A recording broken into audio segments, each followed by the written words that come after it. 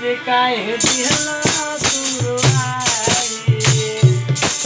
मोहब्बत कैला कहके देखिनाई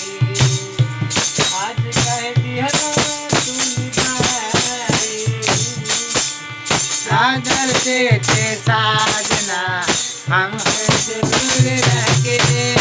क्या करते थे साजना हमसे दूर रह के हम में जुदाई में अकेले दिल जो दीवाना को दीवाना कर दोगे दिल जो दीवाना कर दोगे क्या करते थे साजना हमसे दूर रह के क्या करते थे साजना हमसे दूर रह के हम जुदाई में अकेले दिल जो दीवाना कर दोगे झुक झुक रोना पड़ोगे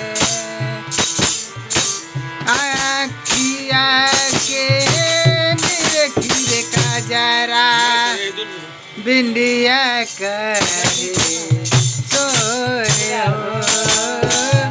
आखिया के निरखिर का जरा बिंदिया करे सोरे हो गलिया के तुम कान बालिया गालिया के तुम कान बालिया धर के लछाती आया